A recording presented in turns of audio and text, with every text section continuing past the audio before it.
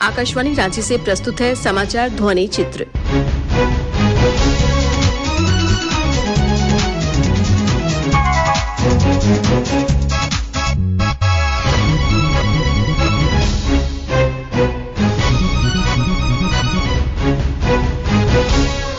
इस अंक में राष्ट्रपति का झारखंड दौरा, झारखंड उच्च न्यायालय के नए भवन का उद्घाटन और महिला स्वयं सहायता समूह सम्मेलन। राष्ट्रपति द्रौपदी मुर्मू अपने 2 दिवसीय झारखंड दौरे पर 24 मई को रांची पहुंची। अपने दौरे के क्रम में राष्ट्रपति ने देवघर स्थित बैद्यनाथ धाम में पूजा अर्चना करने के बाद रांची में झारखंड उच्च न्यायालय के नए भवन के उद्घाटन, खूंटी में स्वयं सहायता समूह के सम्मेलन और भारतीय सूचना प्रौद्योगिकी संस्थान के दीक्षांत समारोह में भाग लिया। पेश है झारखंड उच्च न्यायालय के नए भवन के उद्घाटन समारोह पर एक ऑडियो रिपोर्ट। ये है वो जगह जहां असत्य पर सत्य का पलड़ा भारी है। ये है वो जगह जहां अन्याय पर न्याय की जीत होती है। ये है राजधानी रांची स्थित नवीनतम सुविधाओं से लैस 72 एकड़ में फैला झारखंड उच्च न्यायालय, भव्य, अद्भुत और आकर्षक। रांची के धुर्वा में झारखंड उच्च न्यायालय का नया भवन बनाया गया है। लगभग 600 करोड़ की लागत से झारखंड उच्च न्यायालय का नया भवन तैयार हुआ है। झारखंड उच्च न्यायालय में 3 प्रवेश द्वार हैं। वाटर फाउंटेन यहाँ की खूबसूरती में 4 चांद लगाते हैं। इसमें बने ये विशालकाय गुंबद पारदर्शी और प्राकृतिक ऊर्जा के वाहक हैं, जिससे बिजली की खपत कम होती है। साथ ही यहाँ कई वॉच टावर्स सुरक्षा में तैनात हैं। मुख्य बिल्डिंग में 25 भव्य एवं आकर्षक वातानुकूलित कोर्ट रूम्स तैयार किए गए हैं। न्यायाधीशों के लिए 24 कोर्ट रूम्स तथा 1 कोर्ट रूम मुख्य न्यायाधीश के लिए बनाया गया है। यहाँ इजलास, न्यायाधीश चैम्बर, एंटे रूम, पीए का कमरा एवं अत्याधुनिक वीडियो कॉन्फ्रेंसिंग हॉल है। यहाँ सीनियर एडवोकेट सहित सभी वकीलों के लिए 2 ब्लॉक बनाए गए हैं, जिसमें कुल 540 एडवोकेट चैम्बर्स हैं। उच्च तकनीकी सुविधाओं के साथ साथ इसके निर्माण में पर्यावरण का भी ध्यान रखा गया है। राज्य की एकता, अखंडता और धर्मनिरपेक्षता को बनाए रखने के लिए अपने इस बेहतर और भव्य स्वरूप से झारखंड उच्च न्यायालय तैयार है, न्याय और व्यवस्था की नई इबारत लिखने के लिए। उद्घाटन समारोह को संबोधित करते हुए राष्ट्रपति द्रौपदी मुर्मू ने आम लोगों को सर्वसुलभ न्याय उपलब्ध कराने पर जोर दिया। I congratulate the people of Jharkhand, judges and advocates of the High Court moves to these magnificent buildings, which symbolizes the beauty and power of justice.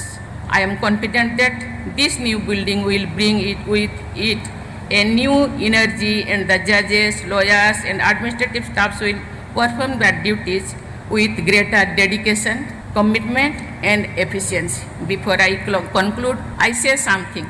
मैं आज इसीलिए यहाँ कहना चाहती हूँ कि यहाँ chief justice of India, chief justice of Jharkhand high court और बहुत सारे जजेस, सुप्रीम कोर्ट के, हाई कोर्ट के, एडवोकेट्स, लॉयर्स, बहुत सारे विद्वान व्यक्ति यहाँ बैठे हैं। बहुत सारे केसेस हाई कोर्ट में फाइनल होता है, बहुत सारे केसेस सुप्रीम कोर्ट में वर्डिक्ट लेके जाते हैं। जो केस जिनके फेवर में है, जो पॉजिटिव है, वो नाचते हैं, गाते हैं। 5 साल के बाद, 10 साल के बाद, 20 साल के बाद, चलिए देर है लेकिन अंधेरा नहीं, इसीलिए वो खुश होते हैं। लेकिन उनका खुशी कुछ दिन में ही वो गायब हो जाता है, क्योंकि जिसके लिए वो खुश होते थे वो उनको मिलता नहीं। जिसके लिए इतने दिनों से समय, रुपया बर्बाद किए, कितने रात नहीं सोए इंतजार में, वो आज मिला, इसीलिए वो खुशी है। लेकिन कुछ दिन के बाद जो वो खुशी एक्चुअल खुश में कन्वर्ट नहीं होता तो वो फिर दुखी हो जाते हैं। मुझे लगता है उनको सही महीने में जस्टिस मिलना चाहिए। केंद्रीय कानून राज्य मंत्री अर्जुन राम मेघवाल ने अपने संबोधन में कहा कि केंद्र सरकार न्यायिक क्षेत्र में नवाचार को बढ़ावा दे रही है। 2047 जब आएगा और जब देश अपनी आजादी का शताब्दी वर्ष मनाएगा, तब भारत विकसित भारत बने, ये परिकल्पना भारत के प्रधानमंत्री आदरणीय नरेंद्र मोदी जी ने की है और लाल किले की प्राचीर से पंच प्राण का संकल्प भी लिया है। इन सब चीजों का जब हम जिक्र करते हैं तो इंडियन जुडिशियल सिस्टम ने भी इस लंबी यात्रा में बहुत से नवाचार किए हैं जिसको हम न्यू इनिशिएटिव कह सकते हैं, जिससे सिस्टम में लगातार सुधार हुआ है और आगे होने की संभावना बनी है। ऐसी एक अवधारणा ई कोर्ट्स प्रोजेक्ट के बारे में है। ई कोर्ट्स प्रोजेक्ट जब फेज फर्स्ट आया था, फर्स्ट फेज में हमने इंफ्रास्ट्रक्चर पे जोर दिया। जब फेज सेकंड आया तो हमने सिटीजन सेंट्रिक प्रोग्राम ज्यादा चलाए कि नागरिकों को सुविधाएं जो पहले कम मिल रही थी ज्यादा कैसे मिले, उस पे जोर था।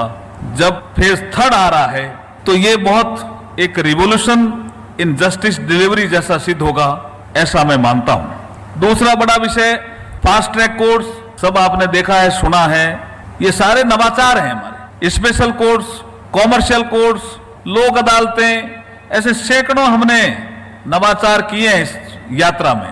ट्रैफिक वायलेशन जैसे अपराधों के लिए 24 घंटे चलने वाली कोर्ट भी देश में आ गई है।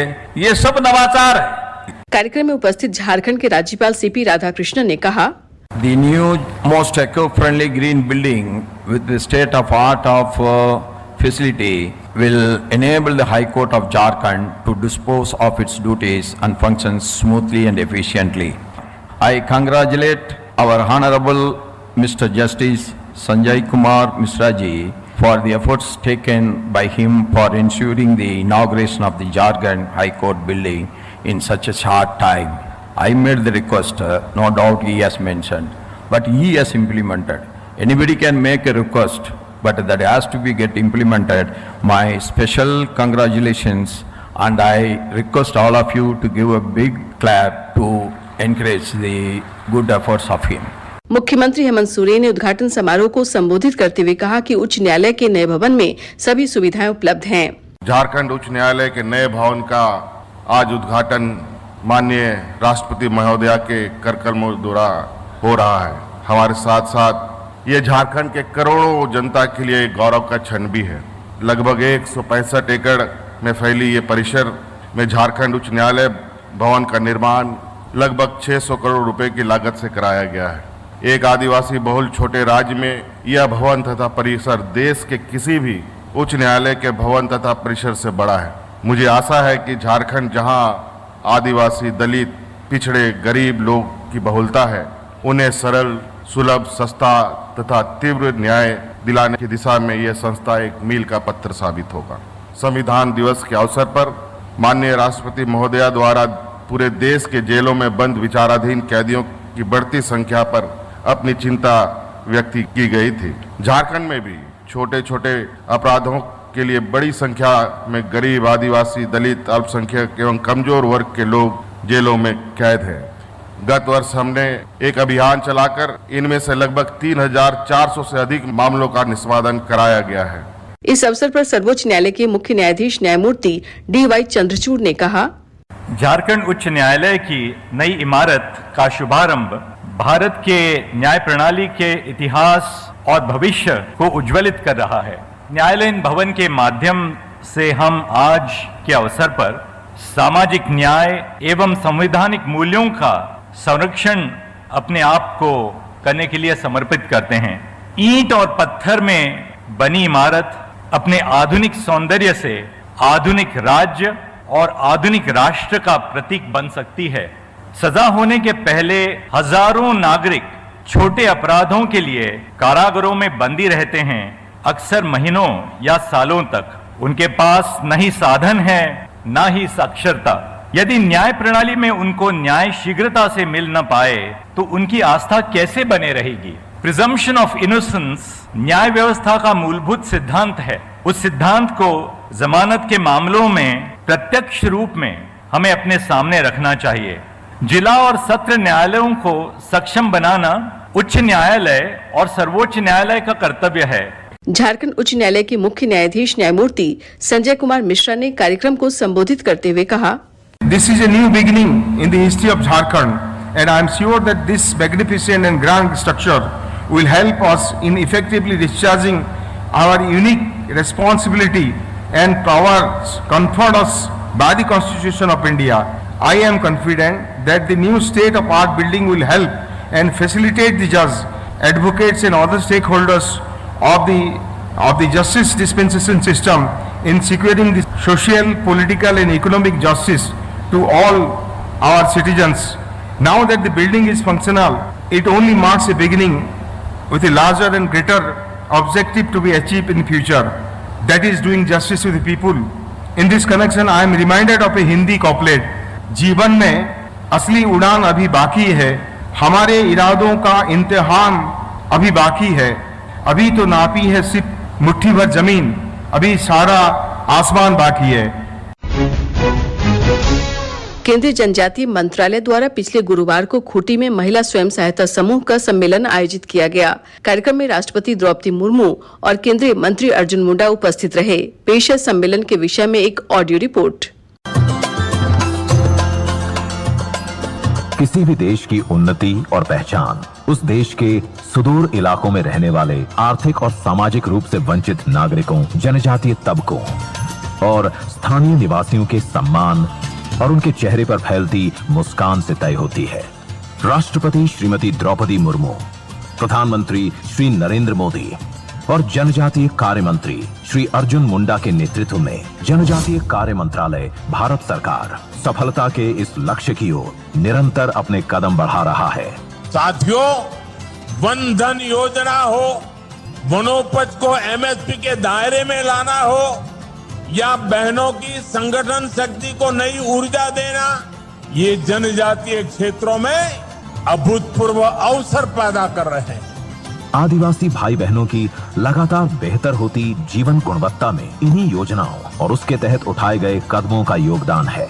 जनजातीय सशक्तिकरण और गौरवशाली भारत का सपना अब यथार्थ में तब्दील होता नजर आ रहा है। सम्मेलन को संबोधित करते हुए राष्ट्रपति द्रौपदी मुर्मू ने कहा कि झारखंड की ग्रामीण अर्थव्यवस्था में नारी शक्ति का बहुत बड़ा योगदान है। इस सम्मेलन का उद्देश्य राष्ट्र निर्माण की प्रक्रिया में जनजातीय समुदाय के महिलाओं एवं सहायता समूहों के योगदान का स्मरण करना तथा आने वाली पीढ़ियों को जनजातीय समुदाय की सांस्कृतिक विरासत के संरक्षण के लिए प्रेरित करना है। झारखंड जितना विकसित होना चाहिए वो नहीं हो पाया, इसीलिए थोड़ा दुखित थे, दुख प्रकाश करते थे। लेकिन मैं बहुत खुश हूँ। झारखंड अलग अलग राज्य होने के बाद अभी शायद 22 साल पूरी हुआ, लेकिन उन दिनों से आदिवासियों मुख्यमंत्री, शायद एक बार कोई दूसरे समूह के मुख्यमंत्री थे। 28 एमएलए, 28 एमएलए आदिवासी। मैं खुश हूँ। तन मन धन, आप धन नहीं है तो तन से मन से उनको सहयोग करना चाहिए और आगे बढ़ने के लिए प्रेरित करना चाहिए। केंद्रीय मंत्री अर्जुन मुंडा ने सम्मेलन को संबोधित करते हुए कहा कि उनके मंत्रालय द्वारा झारखंड के जनजातियों के उत्थान के लिए गंभीर प्रयास किए जा रहे हैं। महिलाएं सशक्त हो, इस सरकार की मंशा है। बेटी पढ़ाओ का मूल मंत्र के साथ ये सरकार लगातार कार्य कर रही है और इसी के माध्यम से कैसे रोजगार उन्मुखी कार्यक्रमों को अधिक से अधिक जोड़ा जाए, सभी राज्य सरकारों के साथ मिलकर पूरे देश भर में, खास करके दूर क्षेत्रों में, चाहे वो ऐसे जनजाति वर्ग के हों या कुछ उन क्षेत्रों में रहने वाले सामान्य वर्ग के महिलाएं, माताएं हो, सबको लेकर कैसे हम एक अर्थव्यवस्था में जुड़कर उनके उन्नति प्रशस्त करें और इस बात को सुनिश्चित करें कि स्वास्थ्य में, शिक्षा में, रोजगार में और उनके जीवन यापन में लगातार बढ़ोतरी हो रही है।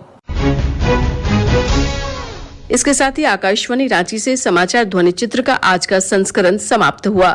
हर शनिवार को ये कार्यक्रम रात्रि 7:45 बजे समाचार एकांश द्वारा प्रस्तुत किया जाता है। संपादक शिल्पी, प्रस्तुतकर्ता अरविंद कुमार और प्रवक्ता शीला कुमारी।